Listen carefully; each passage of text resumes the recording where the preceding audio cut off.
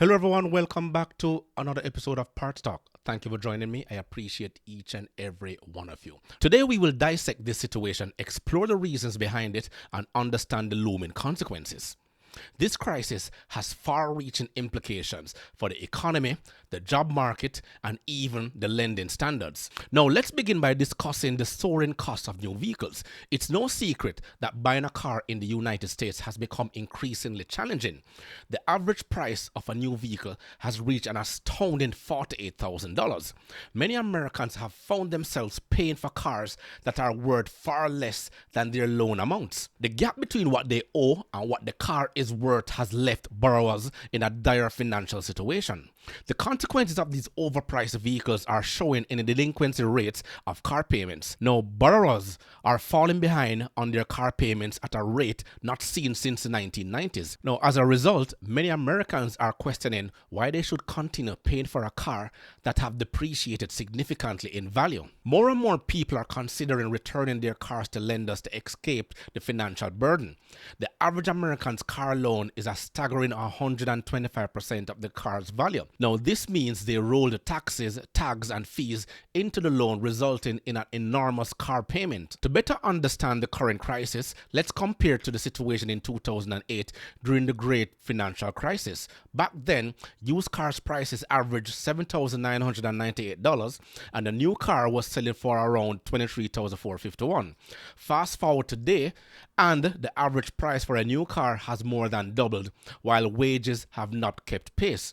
This situation has eroded the living standard of many Americans. We are currently witnessing a severe auto loan crisis. Delinquency rates have reached levels not seen since the 1990s, and it is set to become the largest car collapse in US history. Even major automakers like Ford, GM, and Tesla are slashing prices to stimulate the sales. This crisis is reshaping the industry and is a harbinger of more significant economic issues to come. The auto crisis is not the only problem plaguing American households. Student loans are equally concerning. Millions of borrowers are struggling with student loan debt, and the forgiveness they are hoping for seems unlikely. The threat of garnishing Social Security payment over student loan defaults is looming. Delinquencies on auto loans are surging, with subprime borrowers struggling the most.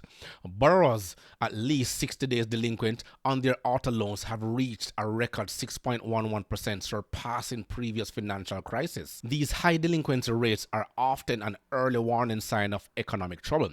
Car owners falling behind on payments are not the only concerns. Repossessions are also on the rise. While still below pre-pandemic levels, repossession rates have been steadily increasing between 2021 and 2023. Some of the most commonly repossessed vehicles include the Ford F-150 and the Honda Civic. Repossession rates are now 65% of yearly new car sales, indicating that for every 2.5 cars sold, one ends in being repossessed each year. In this time of financial turmoil, Americans facing these challenges have three options.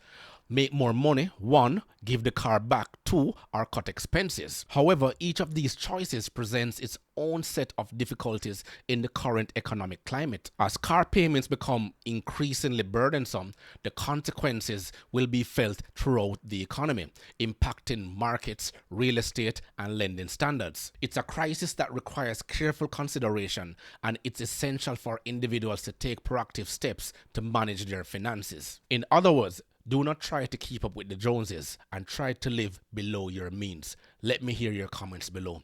Remember to grab a copy of my ebook, The Parts Manager Guide. Please smash that like button on your way out. It will only take you 1.5 seconds to do so. Until next time.